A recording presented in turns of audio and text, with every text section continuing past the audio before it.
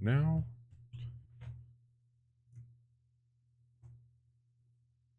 Bobby, Hi. that was a little the cold open had to, or sorry, the starting soon had to last a little longer because we just witnessed a no hitter in the World Series. Pretty cool. Yes. But that's not what we're here for. We're here to do a cold open. And Bobby, I've got a cold open for you. What's your favorite episode of Seinfeld? My absolute favorite moment of all of Seinfeld, Okay. Sure. and it's not even close, is the montage when George is starting a new job and they're playing Morning Train, and you see him going, he's just milking this injury for all it's worth. I think it's absolutely like my favorite moment. Like I've even like now we'll go back and watch that clip a few times. It's just so good. That's the beginning of season 9. Yes. Which I only can pull that out because I just recently rewatched season 9 because I've been on a Seinfeld kick because of the other podcast that I did when we did Seinfeld. We'll plug it out later in the show, but yeah, that one's great. I also from that season, my favorite episode is the Frogger. It's very one, good. it's about video games, but two, I think every character gets a solid story in that one. That show's good. It's weird that our favorite moments are the ones where Larry David wasn't a part of the show. I know. That is weird. I did watch a pilot. It's literally called pilot episode tonight of a new show. Yeah. Yeah. Would you like to share with the class? I watched the first 2 episodes of a Apple TV show called Blackbird that is based off of a true story. The premise is this guy goes to prison and he gets this deal to go and get to know a prisoner in another prison to try and get a confession out of him. And it deals with true crime elements, and it's very, very well done so far. Nice. 6 episodes. Very cool. 6 hours. That's the commitment. You could do that. That's not hard. Yeah. You know what else is not hard?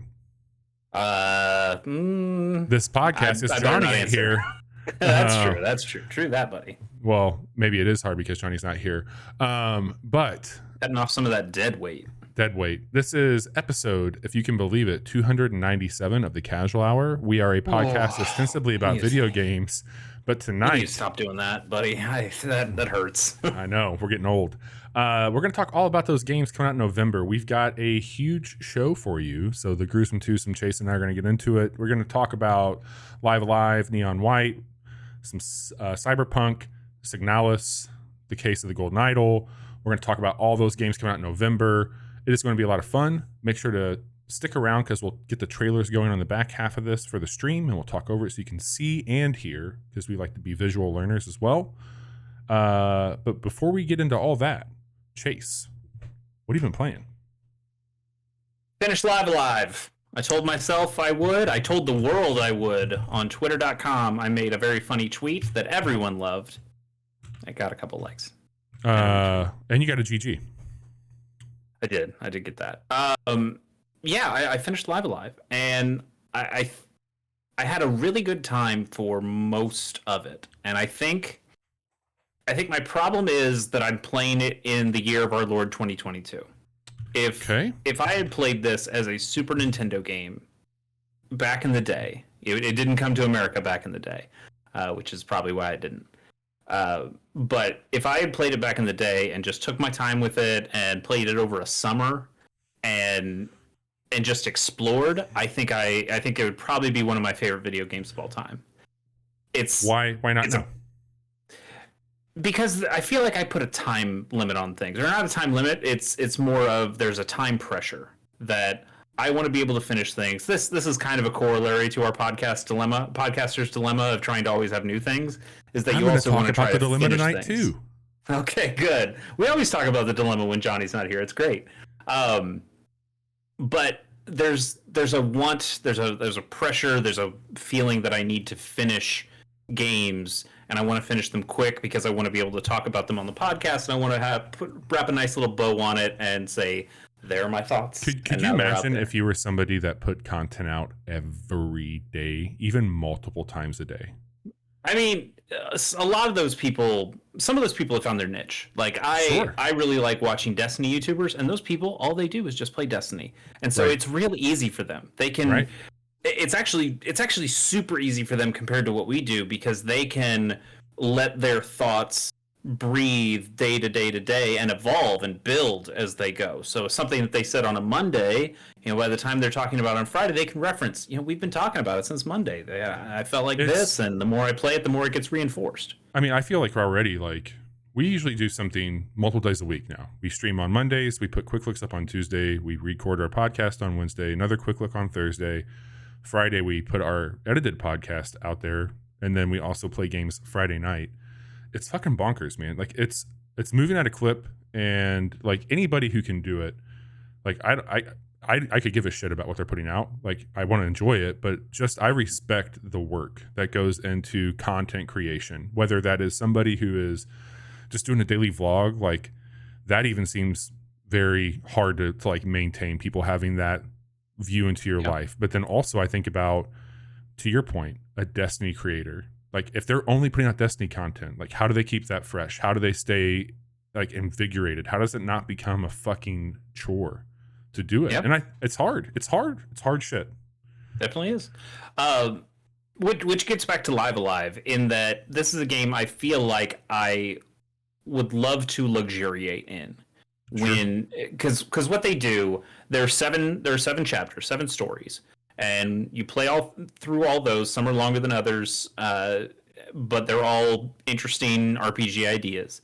And then they open up an 8th chapter, and that stars a new character, and that's its own kind of RPG adventure, which is probably either about as long or a little bit longer than the longest one you've played previously in the 7.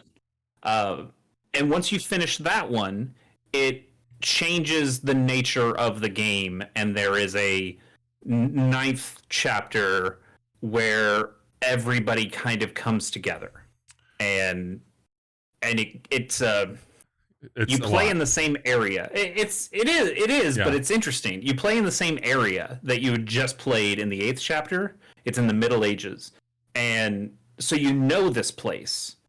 And you can start walking around it because you know it so well, and there aren't a lot of places to go, but it is, a decently sized world. Right. And now you are going and trying to find the other members that you've done in the other chapters, which are from all different time periods that have got thrown into this Middle Ages time period.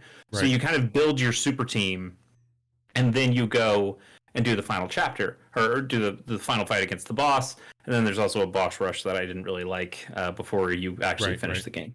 But there's that moment where I've just played through, and I played the 8th chapter and this final 9th chapter in one sitting because I needed to finish this game at this point. So I was just going at it, and it's. I mean, at that point, I had to just resort to a guide of I just want to figure out where these people are, what I need to do for them. I wanted to move through it, and I think that was worse for the game because if this was something, again, if I was just playing as a kid over my summer break, I could, chip away at it and find cool things. There's one specific character who you have to go to, 3 or 4 different places on the map in a specific order and see him there before he'll join your team. And that seems annoying. It's the cowboy character that we did. Oh yeah. To get him back, you need to find him at different spots. And the guide just says, okay, go here, then go here, then go there, and then he'll join you. But if I was doing that as a kid, I think there would be something really cool about just going through that world, exploring, doing battles, and discovering it in a way that I think would be really interesting and fun. That there are so many possibilities in this world of, oh, that guy's over here, that guy's over there. Oh, that's so cool. It's interesting how they've done all this and how it all comes together. And when I decide that, I need to just finish Live Alive in this last weekend, then I'm resorting to a guide. I'm telling myself, okay, I go there, I go There's no there, I more go there, and I'm discovery. done. It's Yeah, a yeah. There's something that kind of is sad about it. That I wish I could have played this like I played games back in the day. And it's also one of the things that that Pokemon I think has one of my issues with modern day Pokemon is that I don't want to play modern day Pokemon like they want you to play modern day Pokemon. yeah. They want you to check in every day. They want you to discover new things. They want you to keep coming back to that world. They want it to be a live service way more than it can be. Pretty much. Yeah, yeah, yeah. Yeah. And that's not what I want out of a Pokemon game anymore. The reason I like Red and Blue and Gold and Silver and Ruby and Sapphire, I have complicated feelings about those, but those are relatively self-contained games. You can get through, especially Red and Blue. You can get through those so fast. Oh yeah. And there's a sense of accomplishment that I want to come in here, I want to play this game, I want to be done with that game, and then I want to be able to think about it. And But as a those kid, games let you do that. It felt Sure, much longer. absolutely. And the more when I've done my Gamers on the Go episodes on Pokemon games, we usually stop after we do the Elite Four. Yeah. We don't really talk too much about the post game because we don't want to spend the extra 10, 20 hours of filling out the rest of the Pokedex or finding these post game stories, going to this post game island that doesn't really give you anything, but it's something else to explore. Those things are really cool if you're 12 and Pokemon's the only game you have and you want to just keep playing it and keep wringing every bit of content out of it. But there's something really nice about as an adult, if I just want to go back and play Pokemon Red and Blue, then I can go and do that and have a self-contained quick experience. I don't want to hijack your segment and talk about one of my games, Sure. but I feel it ties in pretty nicely to the discussion. Please, go for it. I beat Cyberpunk 2077 a few days ago, and I had played a shit ton of that game a few years ago. That game came out in December 2020, and because of Game of the Year for us, I was hustling through a broken ass game. That game launched problematic, and then that was like my anticipated Game of the Year. I played a shit ton of it and was pretty dissatisfied. I didn't even finish it. I got pretty caught up in frustration that it was not functioning to my likelihood. It felt a bit hollow.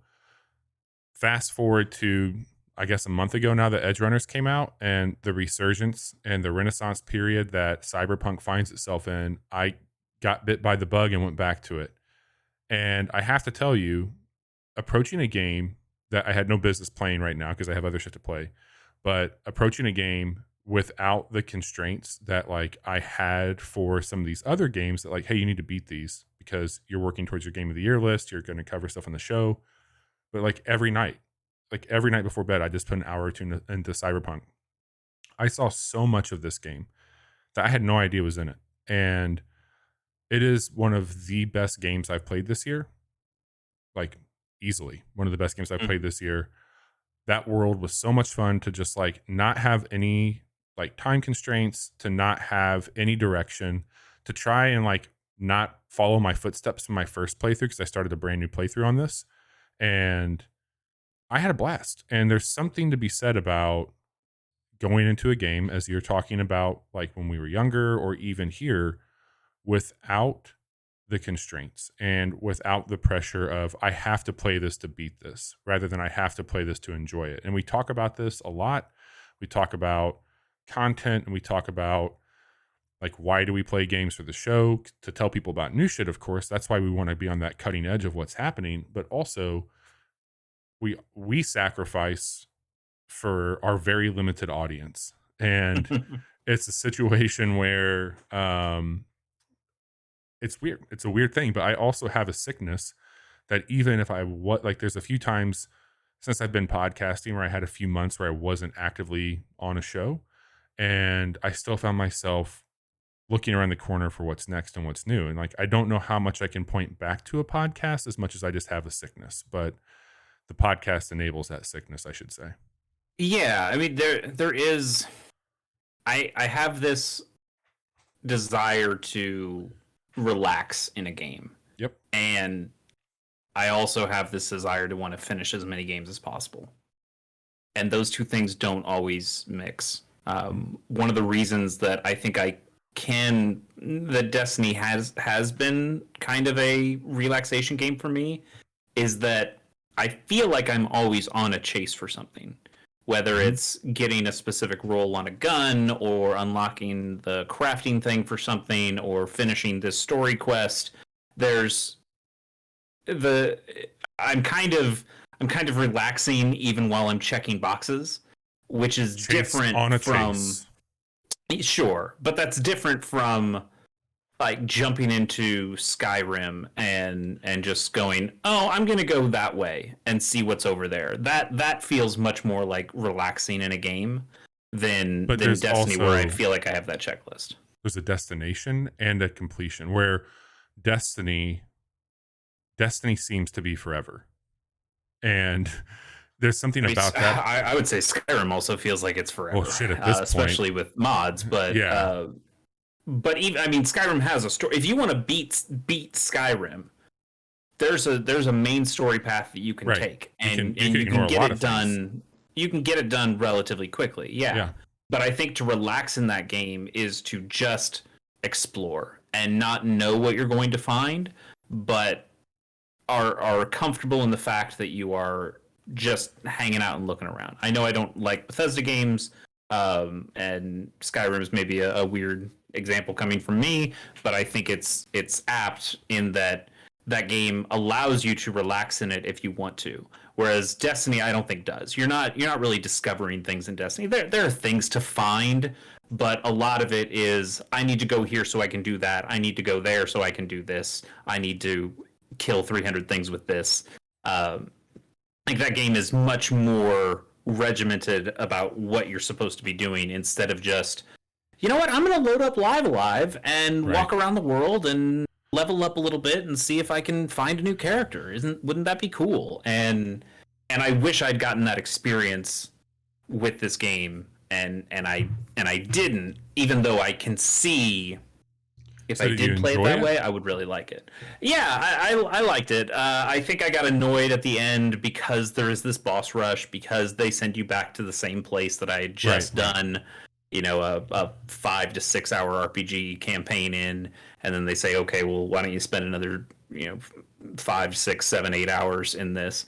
My final hour count, again, really, really short for a game that technically has 9 different chapters. 10 if you play it in a slightly different way in the last chapter. I think my final time was like 23 hours, and for an RPG, a JRPG, that's super short. Yeah, we were just getting started with Persona 5 when at 23 hours. So I do recommend it. I think the HD 2D stuff looks really nice. I think it's a really cool game that combines a very tactical way to play, because it does have you in combat. You are on a grid. You are choosing moves that affect different areas on that grid. Right.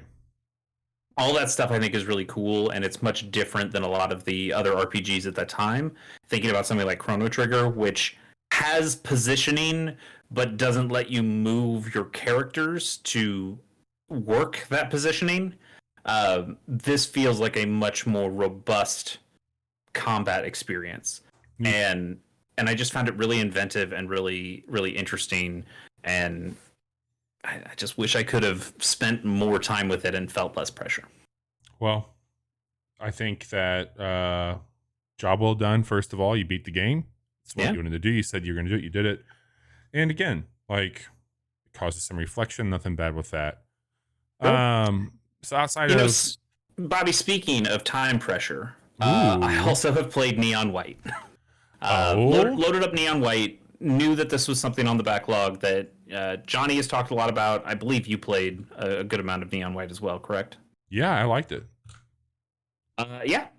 I have the reputation of hating things or having to find issues with every little thing, even the things I like.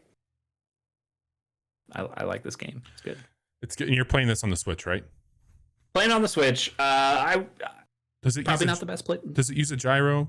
scope on It that has too? that option. I have not been using it, but it has that option. I wonder if that would I mean, help at I think all. you're the ones who I told me that the Steam Deck users really like that mode on that game. oh I don't know. I I don't. think I think you I and I might have talked. been the one to say that. That's the so from what I've been reading online, when that game was, the new hotness, it's still the new hotness, but when it was first out and the Steam Deck was starting to hit people's hands, they were configuring the game to be played that way and loving life. That was the meta way to play that game on handheld. I can believe it. I think you could probably get a little bit more fine tune Yeah. with gyroscope controls. I haven't been playing it that way, and I can definitely tell. I feel like I'm missing things. They're not giving you auto aim or anything like that. Like if you're playing Destiny on a controller, so you do still Right. need to be pinpoint accurate, and that's tougher to do on sticks. But Yeah. that game is so much more about finding the puzzle and Yep. executing on the puzzle. And I really enjoy playing through levels one time blind and getting, I don't know, maybe a silver, maybe a gold if I'm doing something Yeah. pretty well. And then unlocking the like making progress towards that level where it unlocks things in the level, whether it's the gift feature that has you exploring those levels to their fullest extent, which I think is really cool, where you don't care about your time, you're just kind of it's almost like a separate puzzle. Yeah. And especially in, I mean, I'm only through the second mission, which is that, what is that, 20 levels at that point? I think there's 10 per mission. Yeah. And even around this second mission set of levels, you start to have to think about the levels in a different way and think about the power-ups that, okay, I have these things that can adjust affect my movement, and I need to make sure I collect a certain amount of each kind, and I'm using them in these places, and sometimes I have to go further into the level to find these things and then backtrack to get this gift. I think it's an interesting way to treat a game that is mostly about speedrunning other than this gift thing. I think it's cool that that's there. There was a magic point when that game first hit the shelves where, of course, the zeitgeist of like competition came out of like, I know that I refused to move forward unless I could beat Johnny. And a lot of people had not been putting out content for it. There was no meta way to like, here's the fastest critical path to like get the top score. It was cool to see times getting shaved off and like wondering, well, how did they do that? Like what secret did they find? And even the game facilitates some of that in that when you unlock, I can't remember if it's like level 2 or level 3 on the level itself, but it's if 3. you get a like a hint that like pops up in the world, and it's not even that it outright tells you what to do. It's just a little thing that hangs in the air in a specific part of the level. And that's itself a little bit of a puzzle, because sometimes it's as easy as, oh, I can just skip this whole part if I run up this way. But other parts, you still need to kill all the demons in these levels. You need to shoot them or dash into them or slice them, whichever you do. But if I'm skipping this section of the level that has a couple of enemies in it because I'm taking this jump, how do I still kill those enemies if I'm never seeing them? Right. And so that's also part of the puzzle of, okay, I'm taking the shortcut, but I'm also like finding a way to get those other things done. And that stuff's pretty cool as well. And then, like you said, there is the added thing of there's a leaderboard with your friends, and there's a global one as well. But especially with your friends, or finding that one person that, hey, we're of a similar skill level. There's that back and forth. It's tied to your platform friend list, right? Is that how that works? It is. So that means I have not seen any of your times or Johnny's times.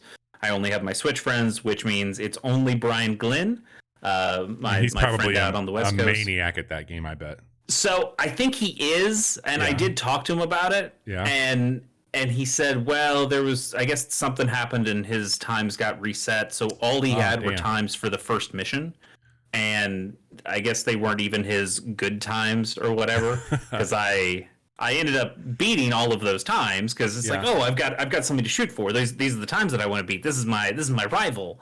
and now I'm in the second mission, second set of levels, and his times don't even show up there anymore. So, Bummer. Yeah, it is a bummer because I think I would like that challenge. There is the first time I remember caring about a leaderboard or caring about something in this specific sense. Leaderboards have been around forever, but was Need for Speed Hot Pursuit, the remake of that on the 360, where that had the auto log.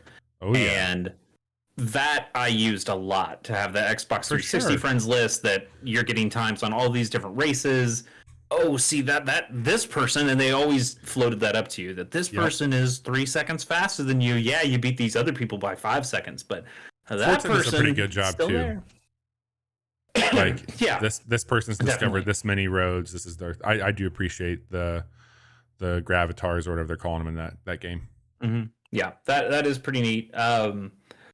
So it was nice to have a little bit of a rival there, but now that I've run out of that, I'm just like, okay, I just need to platinum everything. I just want to hit the platinum medal for all of these, and for a lot of them, it's if you find the right shortcut, then you're going to get platinum kind of no matter what. The execution isn't that big of a deal, so I don't want to say it's easy because it's not. And I'm sure I'm not the best neon white player out there, especially when I'm playing on a controller. Right. But I'm going for these goals that are comparatively easy compared to another human being, and we're vying for the top and shaving off times each time. On the bright side, though, it's helping me complete this game a lot faster that I'm not replaying the levels a billion times. I'm only replaying them a handful of times so I can get my platinums. I ended up getting to a point where I was just like, you know what, like beat the mission and then go back through and get your shit, because those presents do unlock more levels, and those levels are some of my favorite. Okay. All right. That's what I needed to hear, because I think the one weak part of the game, it's not even that it's weak. The story stuff is not a big deal to me. Yeah. I think the voice acting is really great, not just that you got Spike Spiegel. But I think all the Neons have solid voice acting. There's just a part of me that goes, I just want to... you got me so hyped up to keep running levels, and I just want to get back in. It's like a Super Meat Boy kind of thing of, I just need to go, go, go. Right. And you do a handful of levels, and then they go, actually, wait, would you like a visual novel now? And I go, not really. I've enjoyed a visual novel. Yeah, it's like I've enjoyed a visual novel from time to time. I'm not against it, but you can't put me in this mood and then take me back down. I just can't do it. It's a very weird pacing. It's a very weird pacing. But I will say, if you get the gifts, and even if it gets to a point, like, this is totally something that you could use a guide for, in my opinion. Get the gifts, because they unlock the bonus levels from each neon, and those are really fucking cool to go through. Okay. I do think the story has some interesting stuff. Your character has amnesia. Everybody else knows you, so you're kind of piecing together your relationships to all these different people, whether you dated somebody, this guy's your best bro, maybe. I think there's some interesting hooks in there, but the reason I'm here is because I want to get some fucking times, and it does feel weird when it slows you down. And then, like, when they take you to the hub world and they go, well, here's all these different things. You can go back to your room. You can go to the beach. You can go and talk to these people. And I'm like, can I just play some fucking levels? And you can. There's an option of just like take your next mission, do your next batch of levels. But it feels very weird for a game that seems to be all about go, go, go for them to... You think you're going to finish it? Sometimes. I mean, I don't know how long it is. They said there's like 10 days to judgment, so I guess there's maybe 10 missions in all, or maybe there's 11 if I did one set of levels before. I think you're going to be anywhere from like 11 to 12 hours, depending on how much time you spend chasing greatness. I haven't done a boss fight yet. I know there are some boss fights that kind of change the way you play the game, where it's less like a speed run and more like a shooter. Yep. So I want to try at least one of those, or get to at least one of those, so I can know that. But at this point, we're in November. It's the start of November, but we're in November. I I'm getting to the point of I need to knock some fucking games out on my I'm with you. backlog, I'm with you, man. and I like this, and I want to keep playing more of it, but I kind of know what Neon White's about, and I like it. Yeah. But how if I play 7 more hours of this game, is it going to show me something that is meaningfully different than how I feel about it in hour 2 or 3? I don't know. I haven't gotten as far to say yes or no to that, but I would say Yeah. you've got a window right now before I know Yeah. Pokemon's coming up, and we're going to talk about more games here in a little bit. But yeah, I don't know, man. I'd say ride it out if you're having fun. So the one that I know I need to finish is Norco. Hell yes. That's the one Hell that yes. I know that you're a big fan of. That I can't remember if Johnny completed that or He did. played He it. was really high on it too. Yep. And I've started it a couple times, but Norco is different from Neon White in that I feel like I do need to finish Norco to understand how I feel about Norco. I would agree. And I don't necessarily feel the same thing about Neon White because that game has a very arcade experience that I think I pretty well understand at this point. And again, I like it. I get it. I know what's happening here. But how much more do I need to play to solidify my thoughts on that? I don't know. Norco have to do that. There's a couple other games in the pipe. I'm going back and forth on whether I am going to play/finish Immortality, which is also high on my list. Looking at the icon right now on my desktop. I've been wanting to check it out. Yep. I think that is going to be hey, if this PC can get finished being built, that's probably something if I can sit down and get on. I know there are ways to play that game now. I could play it on my Steam Deck, but I think that's something that I want to be able to have a mouse and a keyboard and just be ready to sit down and play instead of trying to. I've heard it is far better with a controller, if you can believe that. Really? Okay. Yep. Just a heads up. Then hooking up a controller to the computer. You beat Live Alive. You've started Neon White, and you've got a few backlog items you're going to be checking on. You'll hear more about those in the coming weeks, I'm assuming.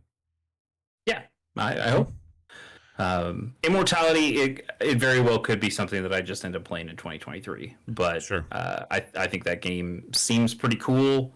I really liked her story. I've kind of skipped the other games that those people have made, and but Immortality sounds like, hey, this is one you shouldn't miss, and so I want to come back and try that.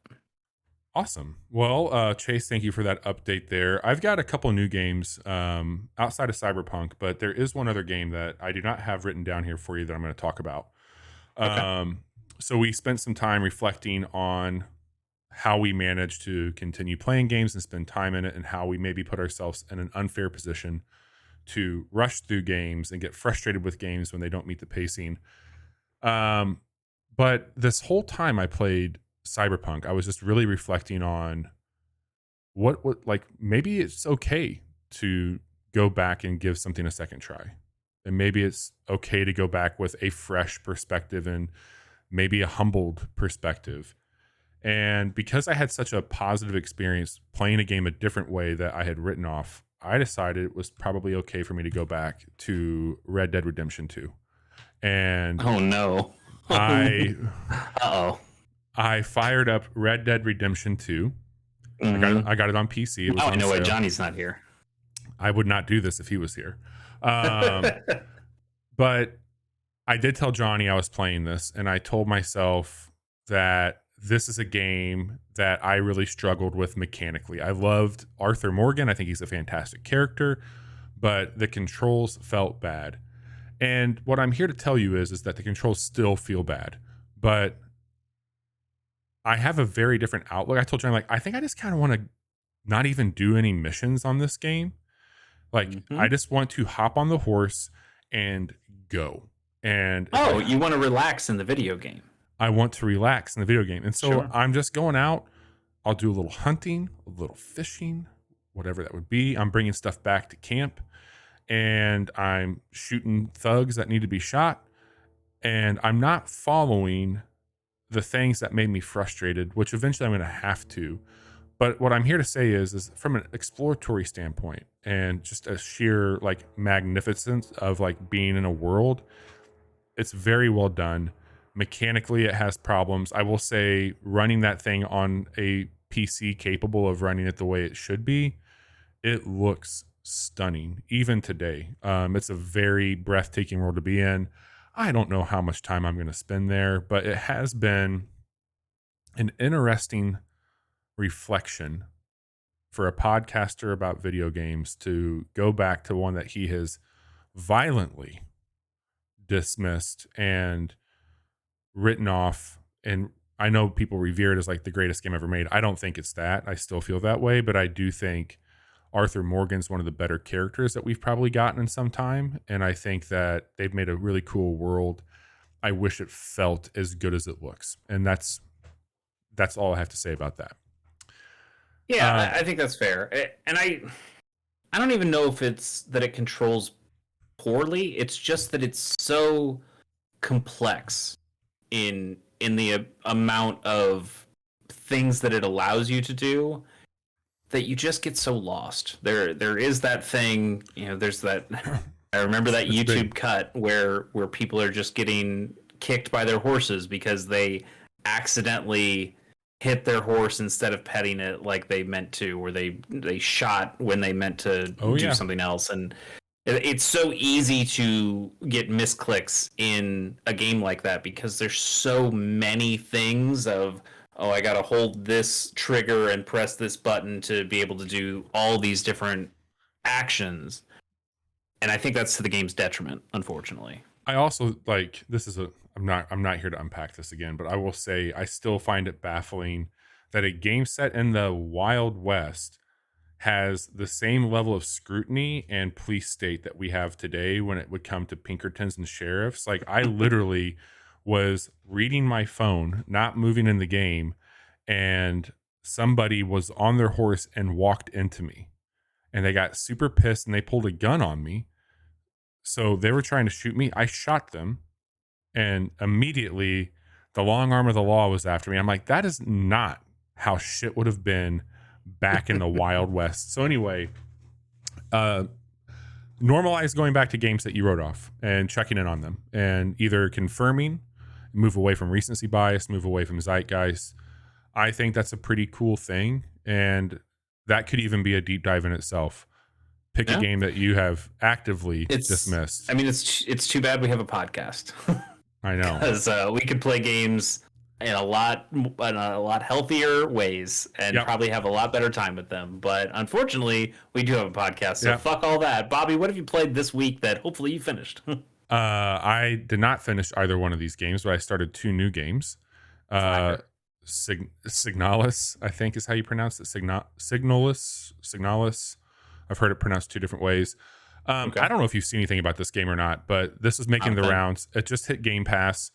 Overwhelmingly positive on Steam. This is a PS1, PS2 era survival horror game, and it is It's like a sci-fi And setting. you're playing this? I am playing this. Yes. Aren't you like me in that you're a chicken about this? There's a weird thing that happens for me where a sci-fi setting kind of lessens the sting of some of these games. Okay. Like I plan on picking up the Callisto Protocol. I think that'll be a cool game. Dead Space was neat. All that being said, this feels like I spent a lot of time on my Dreamcast playing Code Veronica, and I played, Resident Evil 1 when that came out. I've liked Resident Evil 4 quite a bit, but this feels like the early days of Resident Evil. Like you are kind of top-down view, moving your character. You're going to go to a door, go into the next room. You're going to find a key card. You're going to take that key card to go and open another door. You're going to find a save point to save your game. I haven't gotten very far into it, but I will say I don't know. I feel like I'm like old man yelling at the clouds every time I bring this up now, but I'm just having a really hard time with the current trend of this low poly PS1 N64 era of graphics.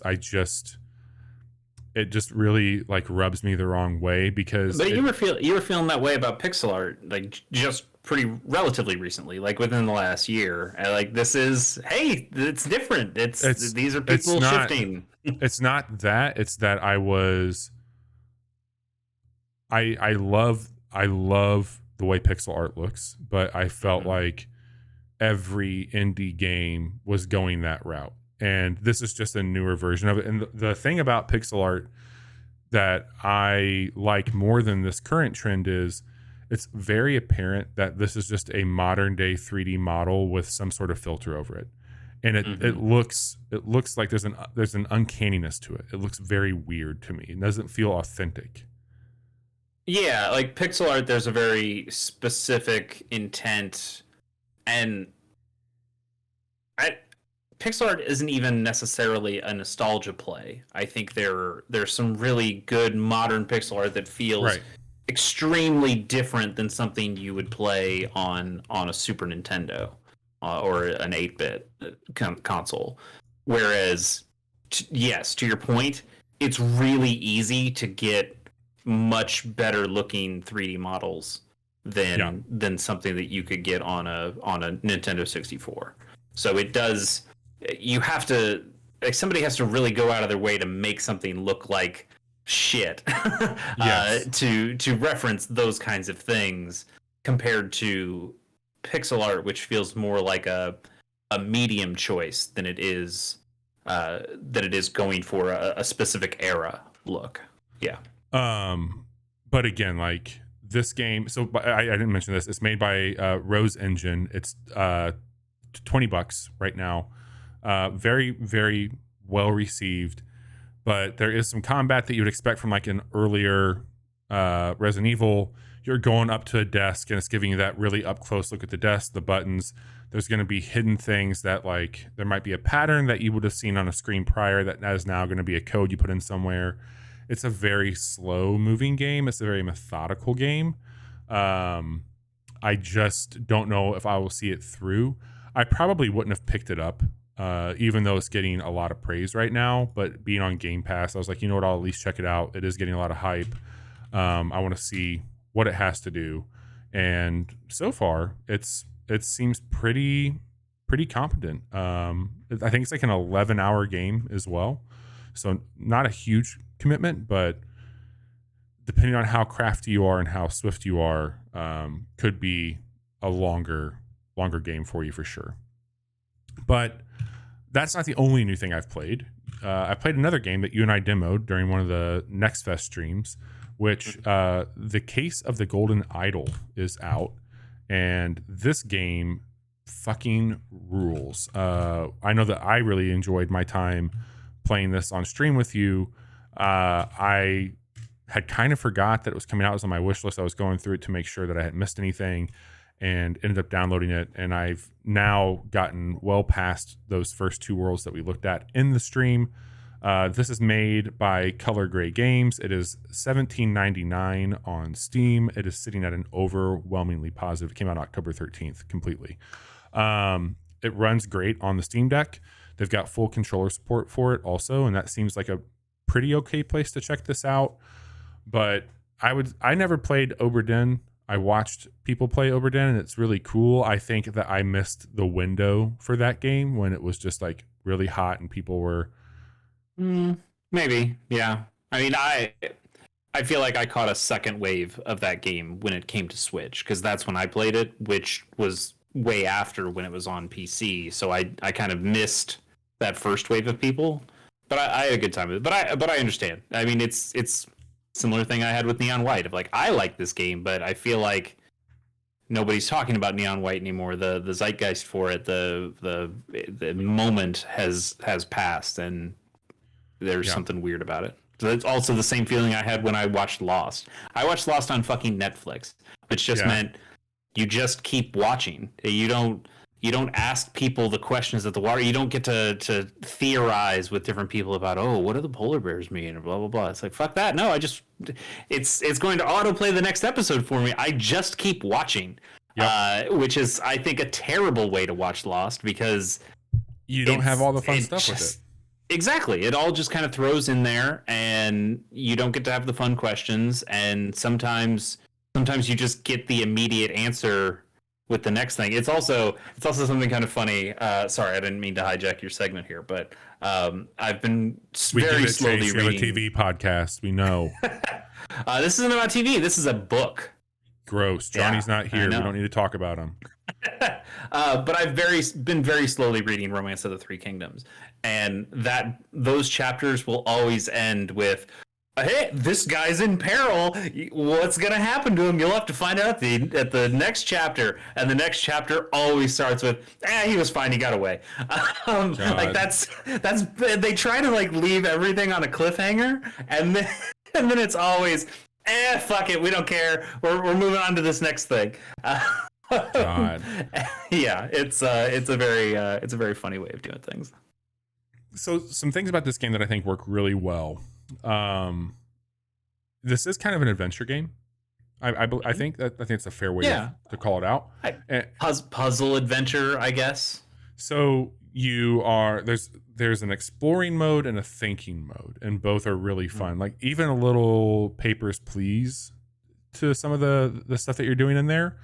But I think Obra Dinn's like a really good comparison, because both games are kind of a reverse Mad Libs in a way. Yeah, who done it? Yeah, because the information's in front. It's not like Mad Libs where I get to write in a bunch of stuff and then see the result. It's I look at what the result is, and now I try to reverse engineer, okay, what parts go into these blank spaces to make the Mad Lib work. Yeah, so like you click on a photo or a bag, the camera zooms in, you're in the bag, there's a handful of items. One of those could be a map.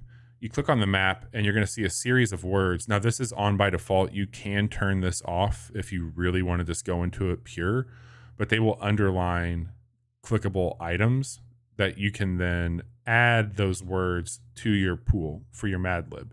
And they're color coordinated. So like orange is going to be like a name, I think. Yellow is going to be a location. Gray is going to be an activity. And as you start to click, you're just seeing all these words pop down into this bar at the bottom of your screen. So now you've got a whole library of words that are color coordinated.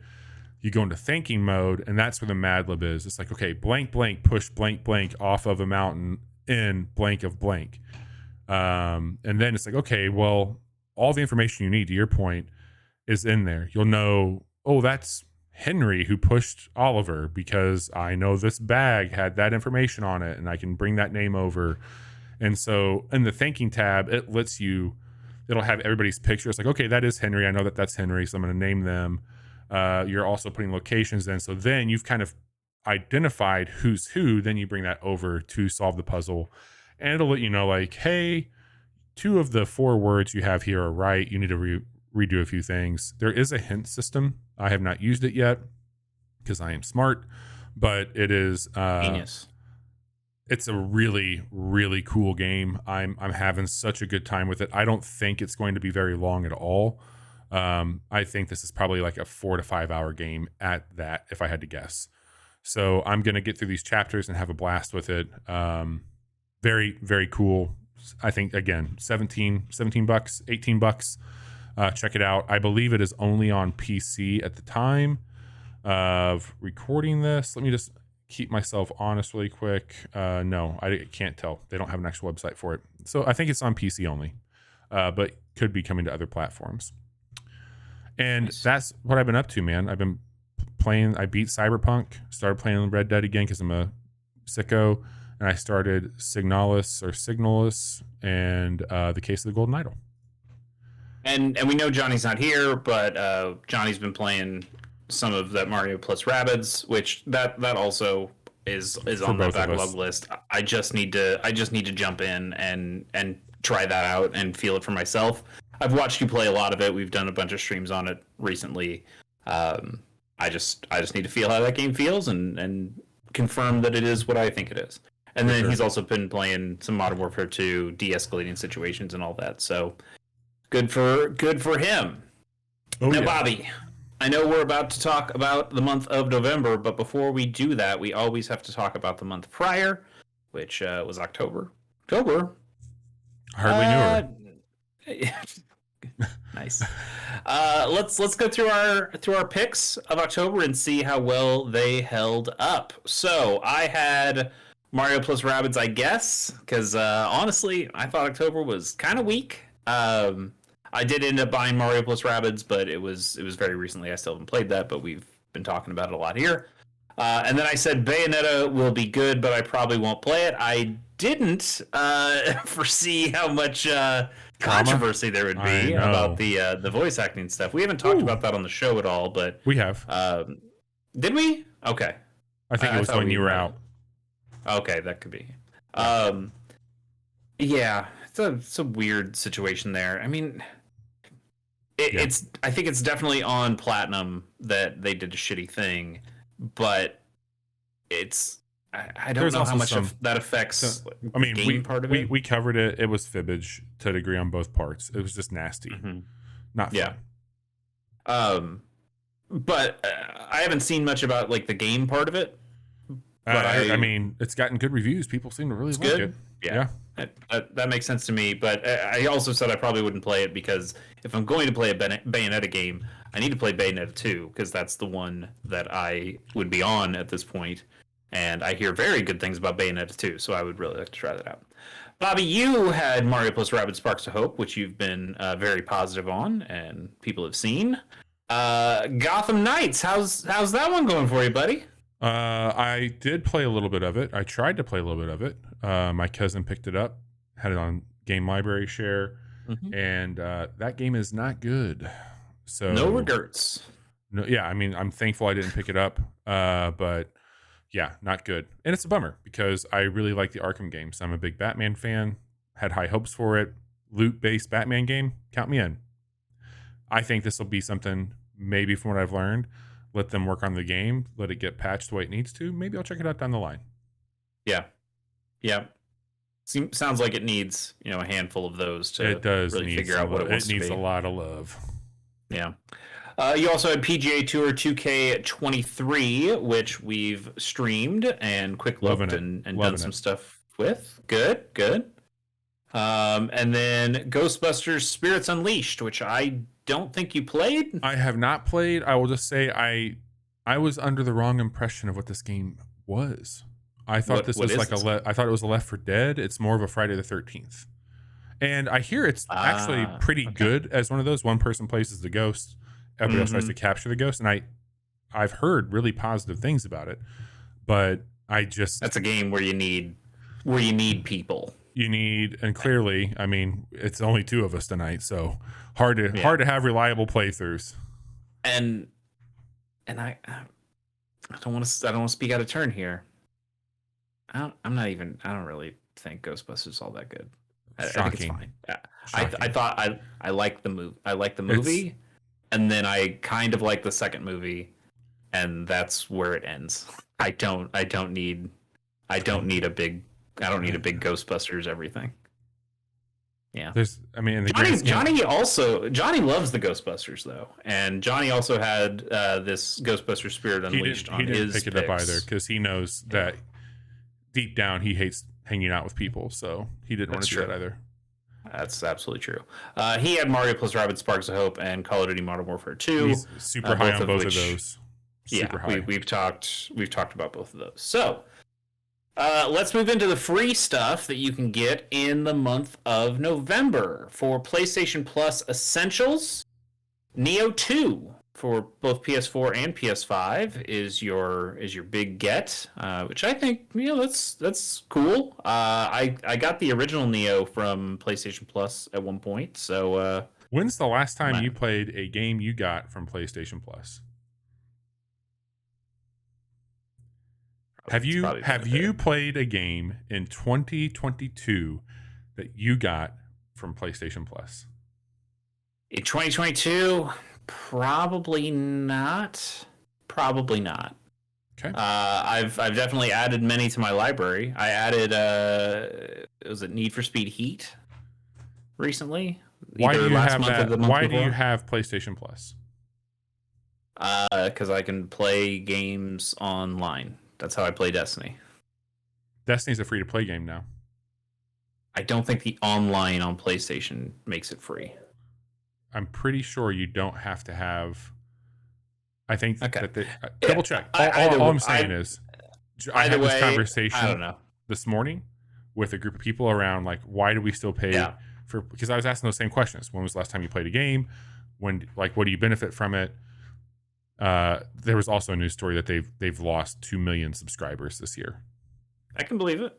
Sorry, not to go down a news story here. I think that's fair. I think the way that they've rolled out these other PlayStation Plus tiers has been pretty terrible. Yep. I think it's not like it was great before with you had your PlayStation Now and all these other different services that were kind of out there as well, but trying to simplify them in a way that seems even more complicated to people, I think has become a real bummer.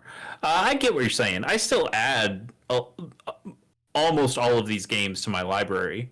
I could see myself playing them at some point. But so I guess I don't mind just collecting them at the moment and seeing what happens. But I mean, I got rid of Netflix at one point, so it's possible that I could get rid of this as well. But yeah, I was just curious because maybe things will be different once I have a personal computer. Yeah, and I just confirmed. So you can play everything without friends on Destiny 2. Okay, yeah, I still raid with the clan a little bit. It just seems like a weird thing. Anyway, that's a whole other conversation.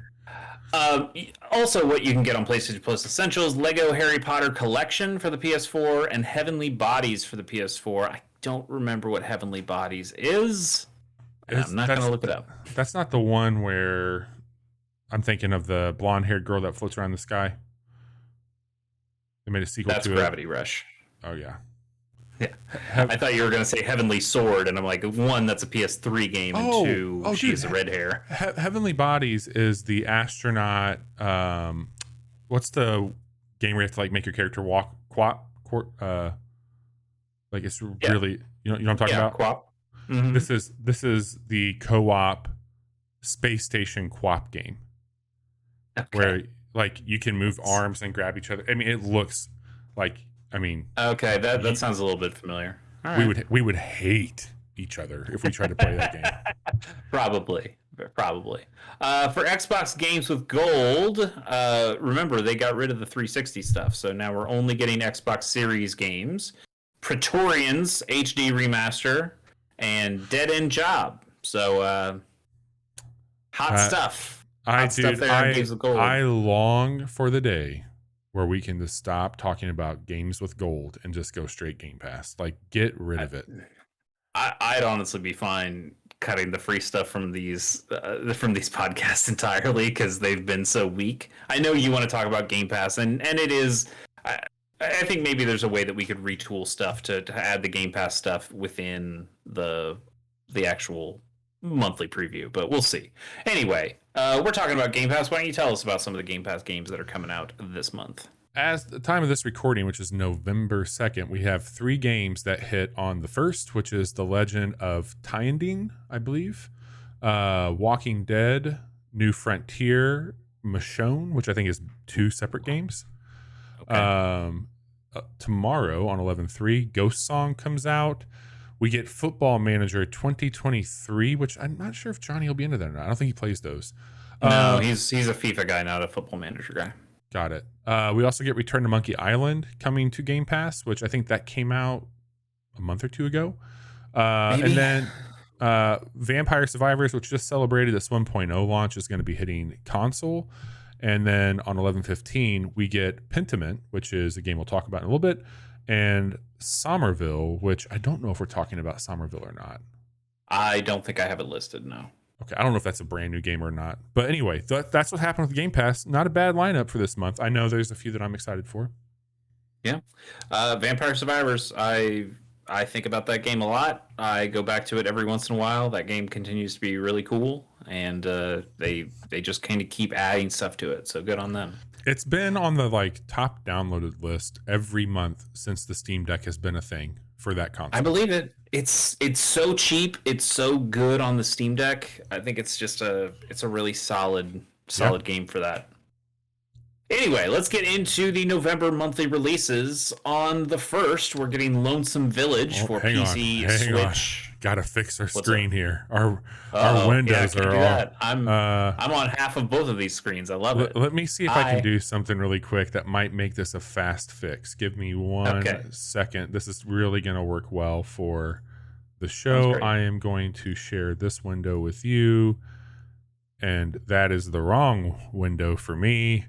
So let me stop sharing that. I think it looks perfect. What are you talking about? Um, Except I'm listed as Bobby Peas. That's not good. yeah, give me 1 second, Chase. I'm just going to copy us Okay, over so we can do this right on stream. sure. Hey, it's Uh our huh. show. We were talking about It's not rushing absolutely. through games. We're not going to rush through the episode either. We got plenty of time. you I know, mean, you know, we're making good time without Johnny here. you know what the problem is? Johnny not being here. That's Oh yeah, that screws up the yeah. That's right. why that is a thing. And we typically, anyway. I will fix this really quick. Give me a second All to do good. that. All good. No rush here at all. Um, how can I vamp for some time? Talk to me They about put out World Series. okay, the World Series Yeah, why should people 2022 care this year about the World Series? I would say in as a 1 to 2 minute pitch, because that's probably all it's going to take me. sure. The reason people should tune into this World Series is because the Astros are in it, and the Astros have become one of the most hateable teams in baseball in the Why is last that? handful of years. So the Astros were part of a cheating scandal in 2017 when they won the World Series. Then Got it. they were banging on trash cans to kind of tip pitches to their batters. Okay. So they knew they had a better idea of what was coming. Not everybody was doing it, but enough people were doing it that it was a big deal. Um, yeah, they cheated. People were angry about it, but the reason We're people are good to go. still angry about it, good. The reason people are still angry about it is that they got a slap on the wrist. Like Oh, nothing happened. Absolutely nothing happened. None of the players got suspended. Nobody paid a big fine or anything. It was kind of just don't do that again, I guess. So now everybody hates them. Even though there's only like 5 players on that team that were part from of it. 2017, They're all dick it's bags still still. it's still just everybody's still just fuck the Astros, and the Phillies are just like a down on their luck team who have somehow put together a really cool run. And I don't really even love the Phillies. They knocked us out, the Cardinals, but um, they are much more fun to root for than the Astros. And right now they're tied, I think 2-2. So that's pretty Nice. fun. Uh, Tied in the series 2-2. right on. Anyway, ready to go? Yeah, let's do it. Cool. On the 1st of November, it's already out as Lonesome Village, coming to PC, Switch, PS5, and Xbox Series X. This seems like a Bobby thing. You got a little bit of Zelda, you got a little bit of Animal Crossing, you got a little Stardew Valley here. Bobby, what do you think when you see Lonesome Village? I don't know if it's the art that has me not super jazzed, but Yeah. I like the art and I go back and forth between like Flash game. I've got a lot of games like this right now that Mm-hmm. I'm at a point now where I think they need to do What some name another game that's like Zelda where you play as a fox? Name me one. Tunic. Impossible. What? Um, No, but you're there's making no that up. there's no combat in this game, which I don't want to diminish it for that because quite frankly, I think Sarah's pretty excited for this one. I showed it to her and I'm like, this might be I something can you're see it. into.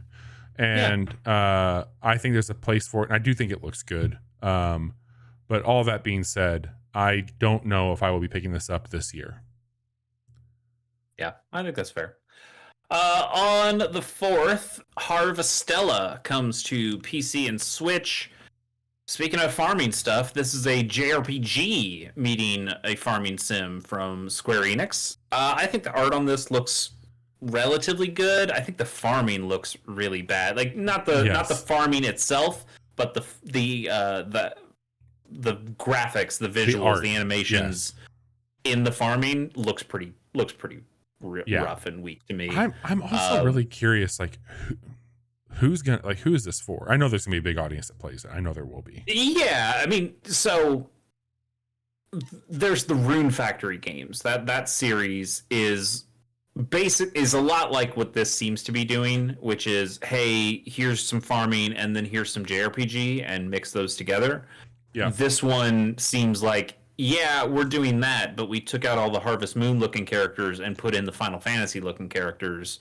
Yeah. Go nuts. And like the combat stuff, when I'm looking at it, like this stuff looks kind of cool. The talking heads, I think, look really nice. That art I like. It's just when you get to the farming, I go, I don't care about any of this shit. How much farming is going to be in here? If there was a JRPG that would like put its hooks in me, it'd be the one where I could be a farmer.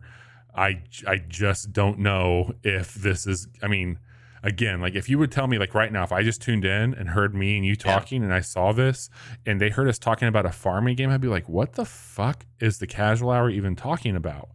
Because this does not look like one. That's why I'm really, that looks like farming. Yeah. Farming and fishing. There you go. But that's why I'm really curious to see what the ratio is from farming to fighting. And that's probably going to be the biggest determining factor. If I can ignore or automate most, if not all, of the farming, I could see myself picking this up. But if this is something where I have to constantly check into my farm, then no. Did you say it was PC only? Or I'm Switch only? PC and Switch. PC and Switch. Okay. I would probably grab it on PC if I was going to get it, though. Yep. Huh. Also on the 4th is Nike, Goddess of Victory for Android and iOS. Bobby, I had 2 notes here. Note number 1, I just need Bobby to watch this trailer. 2, oh my god, the game part of this game looks like total shit. Bobby, did you watch this trailer? I did. It looks so bad. Can we just move on? No, we can't move on because I think the beginning of this thing that you're starting to skip over, I think the beginning of this trailer looks pretty good. Like, I think the art looks pretty good. I think it's starting to have a somewhat interesting premise. And then you get to the game part of this, which is about halfway in. You can click through now. I love your threshold for what looks pretty good in comparison to what you've made notes about what looks pretty bad. I don't know. I mean, it looks like 13 Sentinels Aegis Rim at the beginning. I'm like, okay, yeah, I think that art looks really good. I mean, this isn't Vanillaware, but I think the art looks solid. But then, yeah, skip more to like the halfway point where it gets the actual game part, and it's this fucking phone game, like touch shooter thing, and it's they throw the boobs in on you on this, where it's all super booby anime girls. You could it's literally so bad. You could literally look at this shit. I don't want to. They put you in a perspective where you have to look at the girls' asses because you're shooting down a range. Those poor fucking weebs that have to look at anime buttocks. It's so stupid. Oh, it's so stupid. I can't tell if this is a gacha game or not. It has to be, right? It has to be. It's gacha, all right. It definitely is gacha, but the game part of this looks so fucking terrible. Man. So I've seen some people on Twitter going, no, God, no. I've seen people on Twitter going, oh, we're going to start a clan. I'm like, guys, you gotta have some standards. Those are real. Like, we talk about sickos. These are real sickos. Yeah, even I have limits here. Let's move on to November 8th, which we're getting a little to the left, which is a much more wholesome experience. This is coming to PC and Mac. We quick looked this one. This is just some good old cozy fun. You're seeing some stuff from our quick look early access part of it. Yeah, I wonder. So what's interesting is we talked about this on the show before. There was a placeholder and a pre-order on iOS for this game at the time of this demo. And I want to say that I grabbed it there because I thought it would work well. But now, like, you can't find anything about that game coming or being on iOS. I wonder what happened, whether it got popular enough where they thought, okay, we need to actually make more out of this, or maybe they got some deal with somebody. I don't know. I thought it might end up on Apple Arcade, to be honest with you. I could see that, sure. But then you'd feel like you would be able to find it easier on iOS. Right. Yeah, like the only thing I saw listed was PC and Mac, so maybe iOS is coming later or mobile versions are coming later. Uh, it's It's very I good. like the idea. I like what's going on here.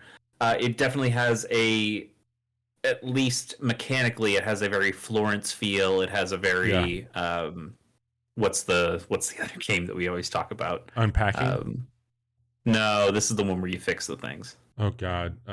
Yeah.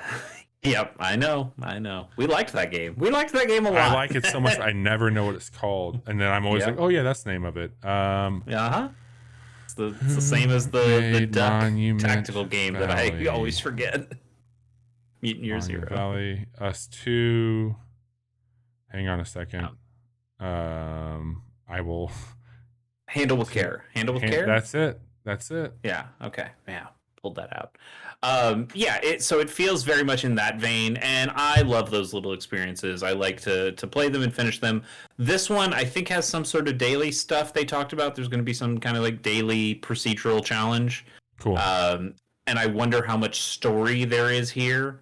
I know I know it's based on like the couple's cat, or Yes. part of it's at least based on the couple, the developers who are a couple, their cat that kind of is mischievous, and sometimes the cat will show up in this game and mess up some of the stuff that you're doing. So we'll see what this game actually ends up being, but it just seems like some cozy, interesting fun that I just The want to play. internet is going to love it. They will, and I last time I checked, I was on the internet for Yes. now. There's the cat. Let's move on. Also on the 8th, Sonic Frontiers is coming to PC, Switch, PS4, PS5, Xbox One, and Xbox Series X. Oh, Bobby. You're going to get this game. No, absolutely not. You're going to get this game. No, I am not. My Sonic fandom has been strained many a time, and I think this is a bridge too far. This All right. is I know that we're not a review site. We're an Uh-huh. opinion site. We're a personality site. Yeah. But if we were a review site, Enthusiast. I would like for you to tell me on a scale of 1 to 10 what number this game's review score is going to be. What do you think? Okay. I think this is going to be a 6.5. Whoo, that's higher than I was going for this one. Yeah. I think you're it's going to be gonna a 4. I think you're gonna have people who say that there's going to be some fun to the platforming. There's going to be I think it's going to be very similar to like a Sonic Unleashed, where you had the daytime levels that people liked because it felt like fucking Sonic. It felt like, oh, we're going fast, we're doing cool stuff, and those levels felt cool. And then you get to the night stages where you were playing as the werehog, and it just didn't feel like Sonic. It didn't feel fun. Combat was kind of all over the place. And I think this is going to be similar in that there are going to be parts of this game where you're just speeding along. I think they've even shown there's like dimensions, zones that you go to that are kind of like a Mario Sunshine thing, where it's, yeah, here's like you have this hub game that you're playing, but then you also can go to these kind of secret stages that are more normal Mario skill based things. And I think this is going to have a similar thing where, hey, you can go and play like a one off linear Sonic level, and then you come back to this open world that looks dead and boring. Oh, dude, I was about to say, this is maybe one of the most uninspiring open worlds I have visually seen. I don't know what it feels like to be in it, but man, this world looks flat and empty. Yeah, when I've heard it, I think the music is really uninspired. I love Sonic the Hedgehog music. Yeah. And the Sonic the Hedgehog music that I love would not fit this, but I just don't really like anything in here. It's not my thing at all. Yeah, this does not look great. And again, like in a world where it's not the exact same thing, but when you talk about games with flow states like the one from Heart Machine last year, I think games that explore speed and traversal and even some combat in the like Sonic is not the only hedgehog on the block any longer, and there's other people making some. Yeah, there's Shadow, stuff. There's Silver, there's Amy, Rose. I'm not a sicko lots like you. But yeah, I do think that there's something to be said about there's better examples for them to follow for how to make Sonic work in this environment out there today. Yeah, I get that Sonic is not necessarily for me anymore.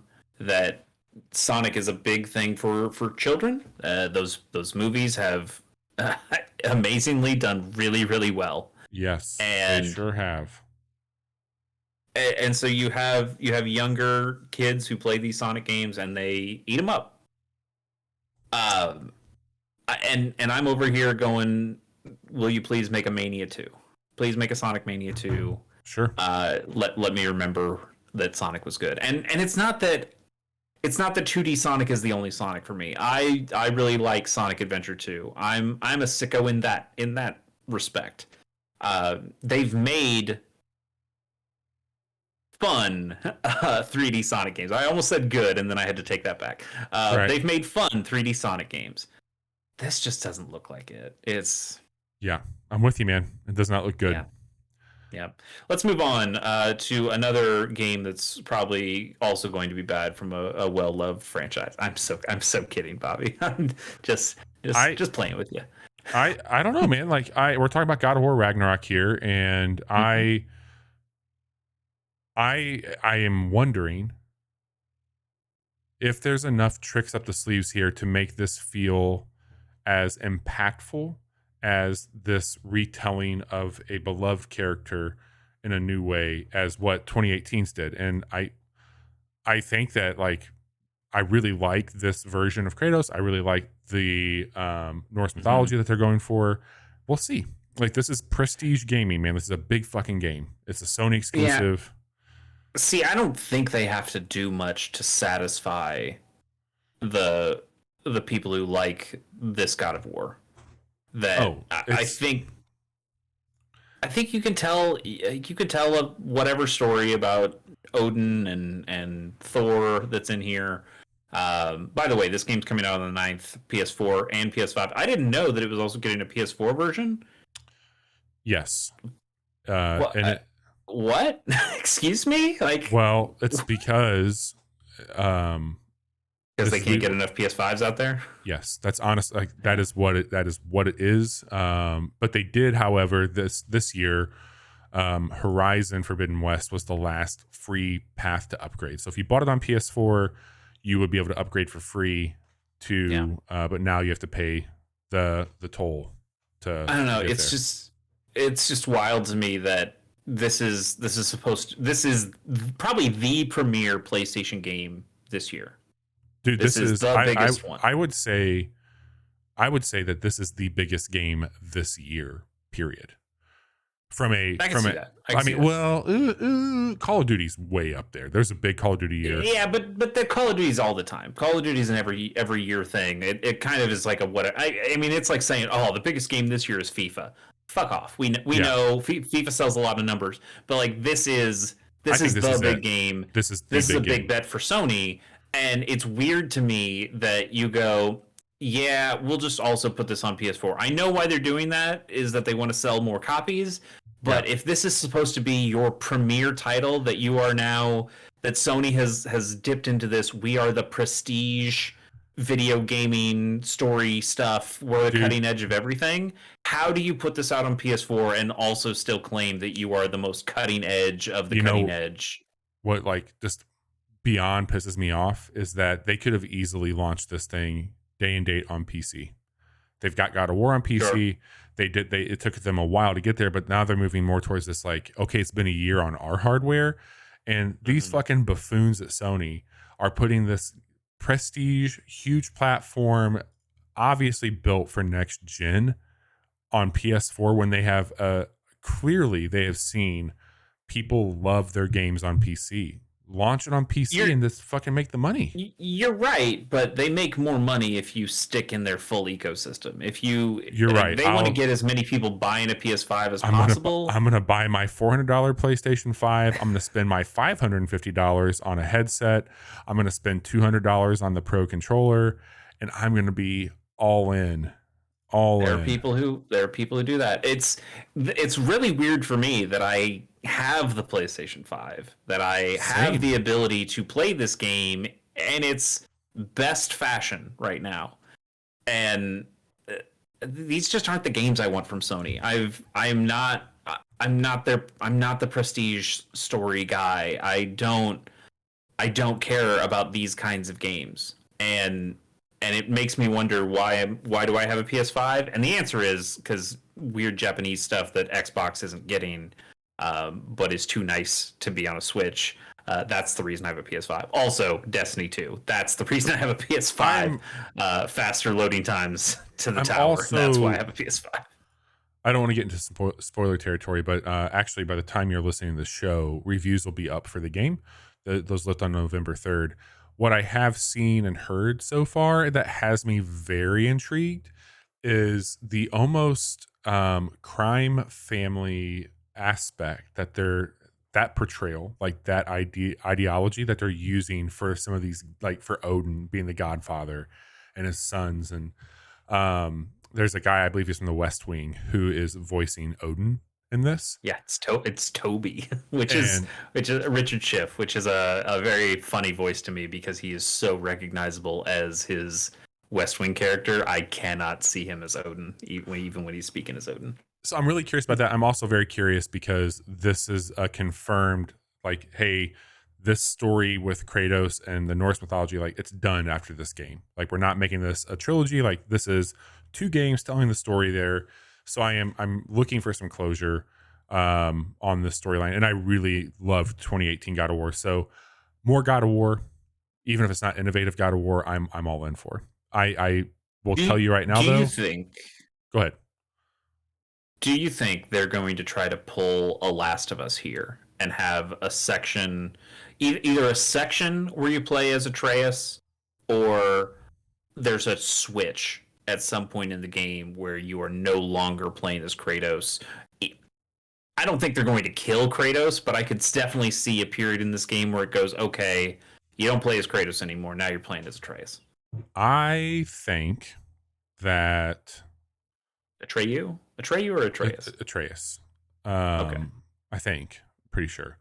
Um, I don't know whether it will be wielded by Kratos or if they will do a Last of Us thing and you play as Thor. But I Mm. absolutely think that you are The going Last of to, Us Part 2. maybe not even that. I think Thor might change of views, his views a bit on what you're Mhm. trying to do. I say that because the axe is ice, the blades are fire, and what is the one element missing from that? Grass. Grass. You're right. Thor's, No, you mean electricity, yes. and I can either Thor's just see smoking weed. he's just high as shit. Also, speaking of people, actors, Thor is voiced by Strong Side from Remember the Titans. I can't think of his name. He was in Sons of Anarchy. Mm.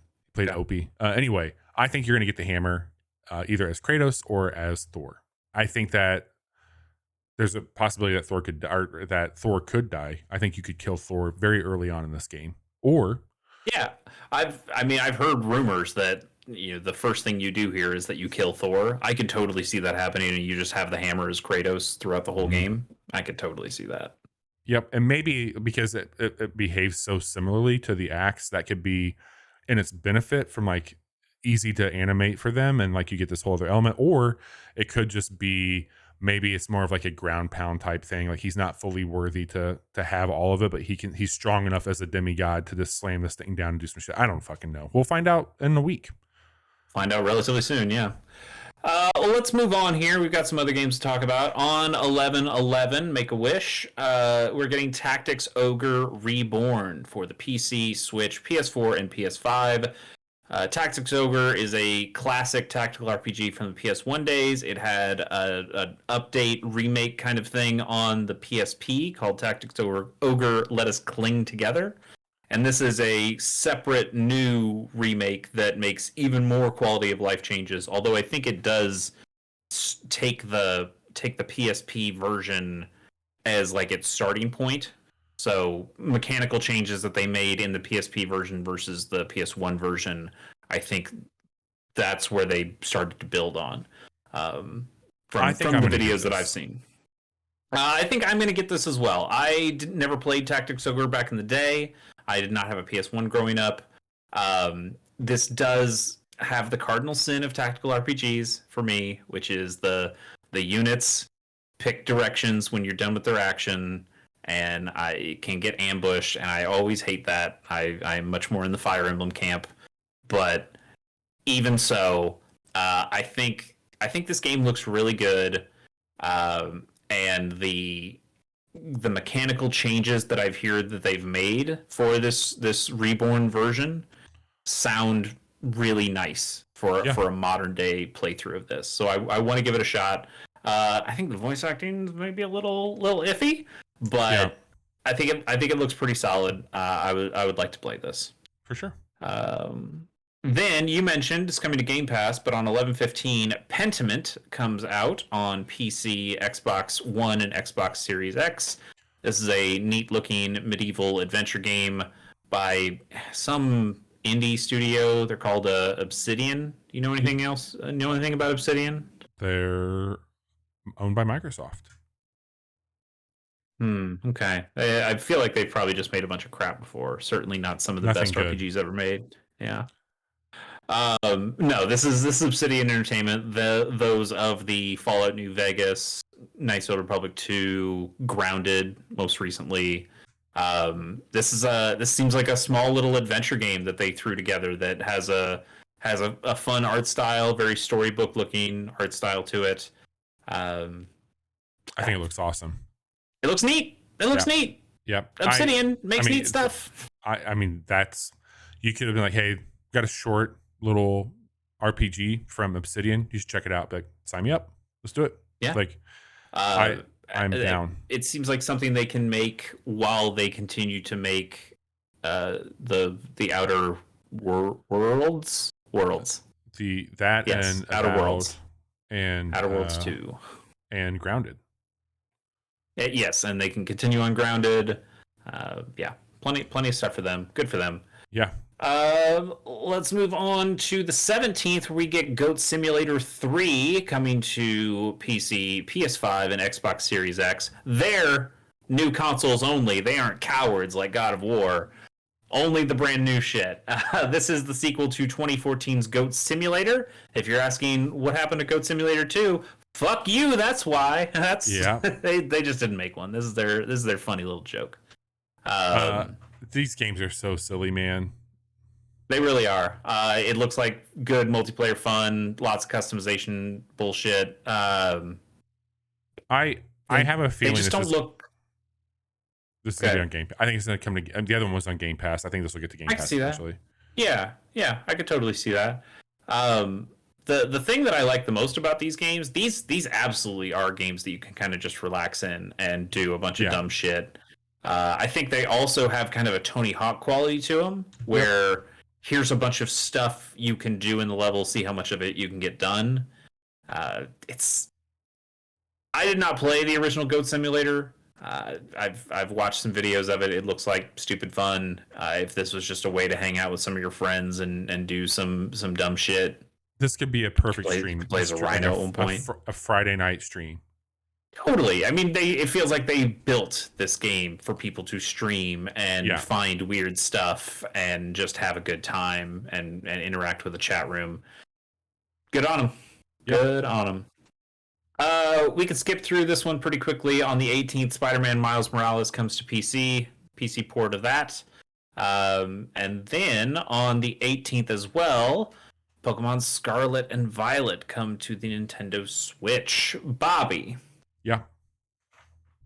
Where are we falling on these Pokemon games?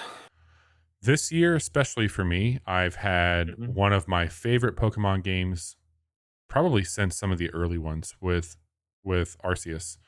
I absolutely love that game. I've also had Koromon. I've had Temtem as well. I feel like the competition is finally catching up to what I expect quality to be for a Pokemon game. This one, I feel, this is my hottest take I can give you right now, man. We haven't talked too much about it. I'm super nervous by some of the changes that I don't know if it's enough or meaningful. And there's part of me that's like, I don't like these changes at all. There's part of me that's like really excited about what they're doing. I don't know, man. Like this is what I will say. This is one of the most different looking Pokemon games I've seen in a while. Yeah, I feel relatively similar. I mean, you should know by now. We basically talked about it at the beginning of the show. I'm more of an old head when it comes to Pokemon games. I think as they've gone on, they've gotten away from the stuff that I like about them. I understand people making the joke that Pokemon games don't evolve. They don't change enough. Yep. And I feel like they have made some meaningful changes recently with Sword and Shield and with this, and those aren't necessarily changes I'm in love with, and it's not necessarily the way that I want to play a Pokemon game. It is Pokemon. I I want to see the new ones. I want to see the variants. I Yep. want to test this terrestrialize thing. I feel like that's probably a really good spot for competitive Pokemon to have a gimmick like that. Seems like a better gimmick from a competitive standpoint than Dynamaxing and Because it changes their type also, right? yes, which I think could be really interesting as a way of trapping people, or it's just another fun Yeah. mechanic for people to play with and do surprising things with. Whereas Dynamax was okay, I know you're going to make one of these Pokemon big for 3 turns, and I just need to kind of play around that. And Mega Evolution, which while I love Mega Evolution, I still think it's the coolest one of these that they've done. From a competitive standpoint, it's we know that only certain Pokemon can Mega Evolve, so we only have to worry about it when you bring out certain Pokemon, and Right. and it's also once they're out, they're incredibly overpowered, and there's no timer on them. So from a competitive standpoint, again, I think this is a cool way of doing things. I think that'll be interesting. I don't play competitive Pokemon, so it kind of doesn't matter to me. And I think the forms look kind of stupid, and I would rather have more Mega Evolution Pokemon. But I know that's not going to I happen. do like that they're doing this quick defeat where you can send your Pokemon out for like a lower level battle and like just beat them. Yeah, I think that's pretty I, cool. I wonder how that affects shiny hunting though. Well, they're doing the same thing. I don't know if you've read this or not, but they have confirmed that the Arceus, where you can see a color variation in the wild, like when they're shiny in the wild, they're doing the same thing here. Yeah, but isn't there like an option to send out your Pokemon like Assassin's Creed Brotherhood style to just There like might go be. and train? I don't know about I don't that. know. I just know that like they all poke. There's no longer like, oh, I don't know what this Pokemon is that was rustling in the grass. Like you will know absolutely on what you're going to catch. Yeah. Yeah. This is getting long in the tooth. We're definitely going to pick this up. Yeah. We've talked with the two of us and Johnny about which versions we're getting, which starters we're going to use.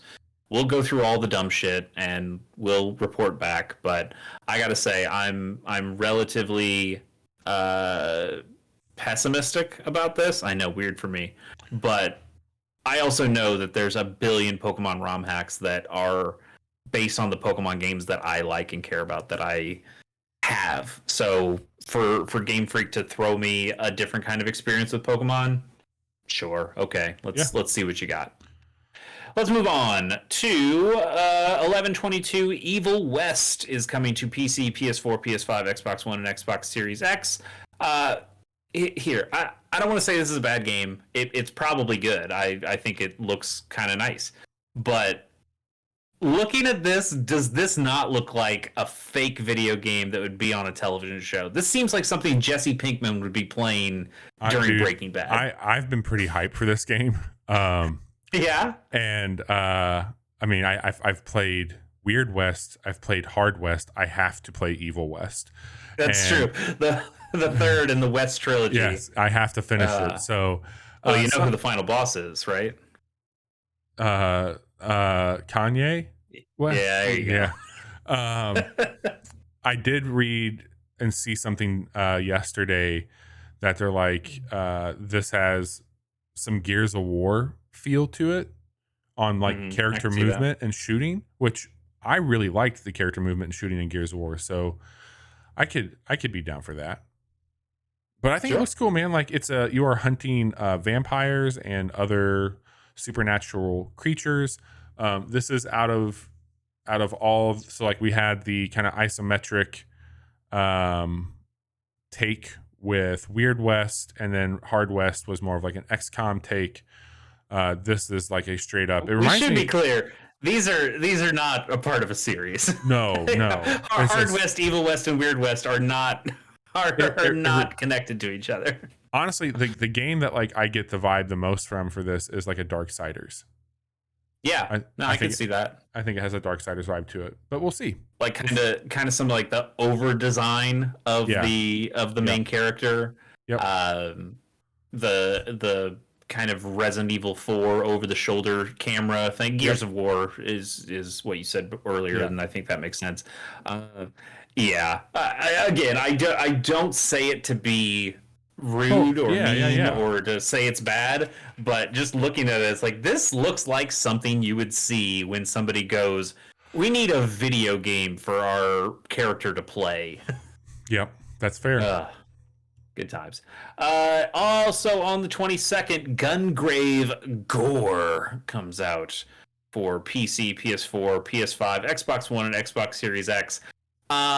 Bobby, I don't know if you are familiar with the 2002 classic Gungrave, I'm not. but yeah, I'm not either. I think this is an era where I was reading video game magazines and seeing ads, and Gungrave, for whatever reason, was one that stuck out to me because this was the one where like the guy has a coffin strapped to his back that he like chain throws like they were the fucking blades of chaos, and then like pulls guns out of the coffin to shoot at dudes.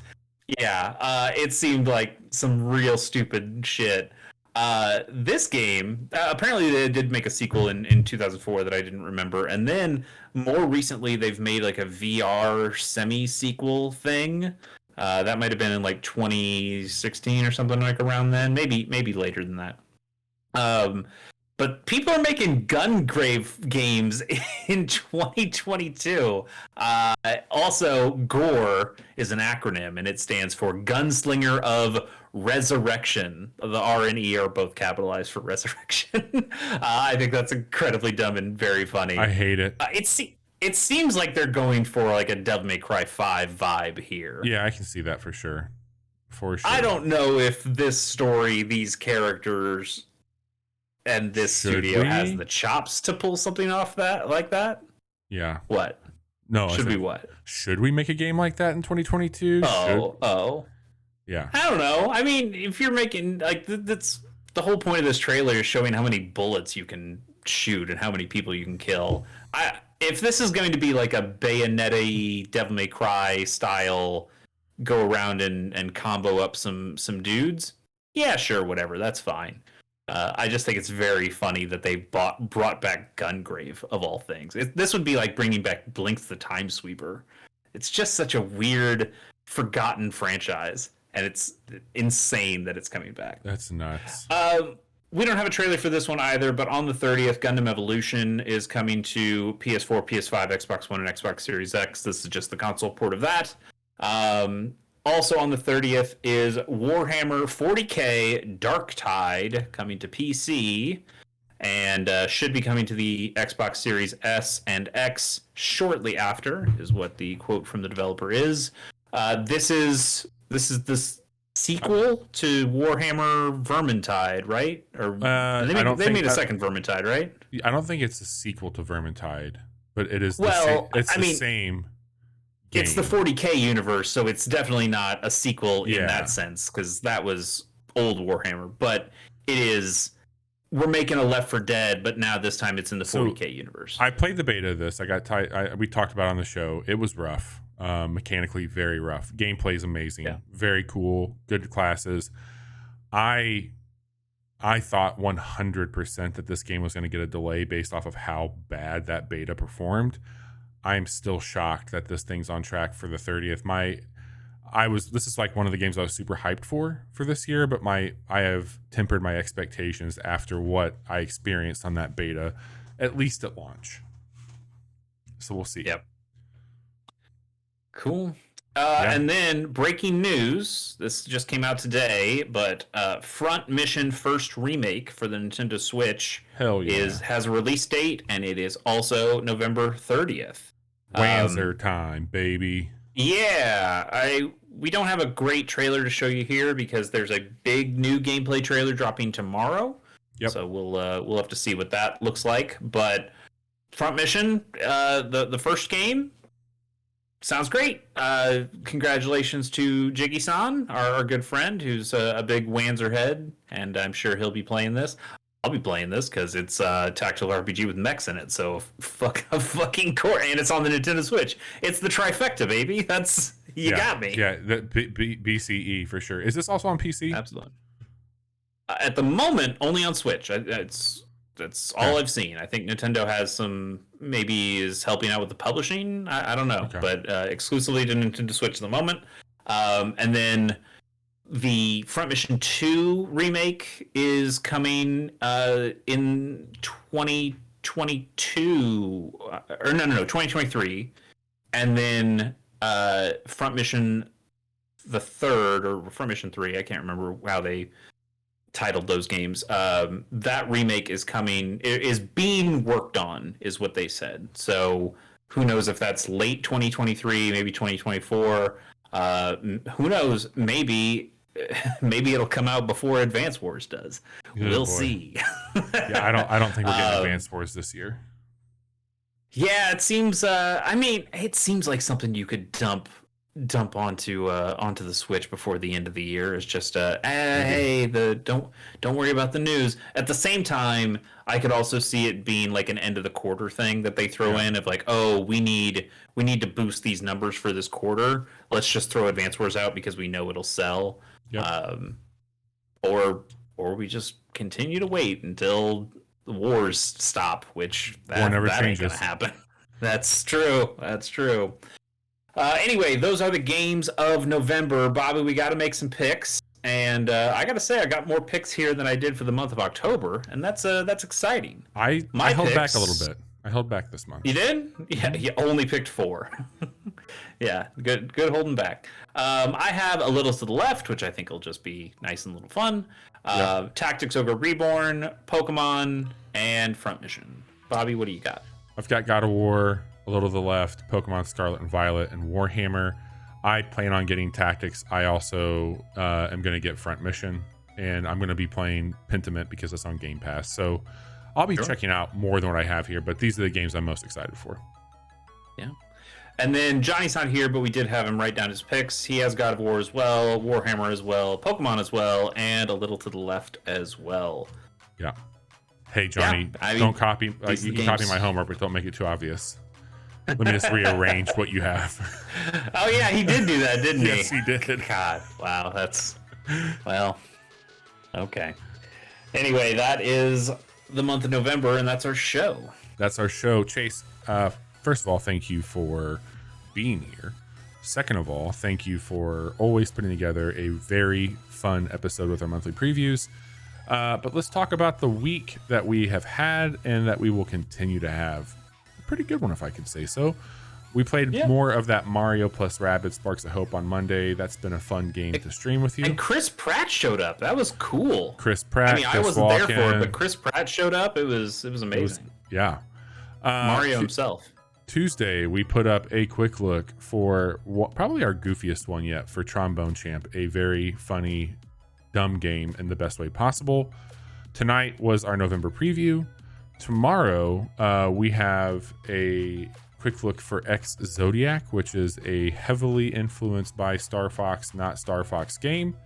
And then Friday night, if Johnny is feeling up for it, we're going to be checking out Deep Rock Galactic's 3rd season, which they've got some new stuff there. So we'll do some Rock and Stone. I will also just point out, if you want some good old-fashioned fun Twitter stuff while it still can happen there, Deep Rock devs and Power Wash Sim devs are having a fun back and forth of gnomes versus dwarves, and it's been a very cool back and forth. They even went and I think they put the gnome up and it said something like wash and foam for power washing versus the rock and stone. It's been very dumb and very good. So check that out. And we'll be playing that live Friday night at 10:30 p.m. If you want to follow along, you can do so by hitting any of those links in chat or going to the show notes and checking those out there. And Chase, what have you been doing? Not much. A lot of my stuff's on hold until this PC gets finished. Look forward to putting out some new stuff next month. But the one thing that is planned, that is scheduled, and is ready to record is the second episode of Pilot Program, my new podcast about television shows. So the first episodes of television shows. Good friend of the show, Pierce Corshane, is joining me as we watch the first episode of every television show ever made. We watched Seinfeld for our first episode. That is up now. You can go and listen to it on any of your podcast listener things that you use. And our second episode is going to be on The Boys, and we'll talk about that there. Neither of us have seen The Boys before, unlike Seinfeld, which we have watched relatively religiously. So it should be interesting to see what an episode looks like when we're coming at something for the first time blind. So that'll be fun. Hell yeah. If you could do us a favor, there's some links that you can follow to like, subscribe for everything that we do here, from quick looks on YouTube to Twitch streams to our podcast, all Chase's stuff. Like, subscribe, hang out with us. We want you to be a part of what we're doing. Thank you all for listening, and we will be live again soon. Come back.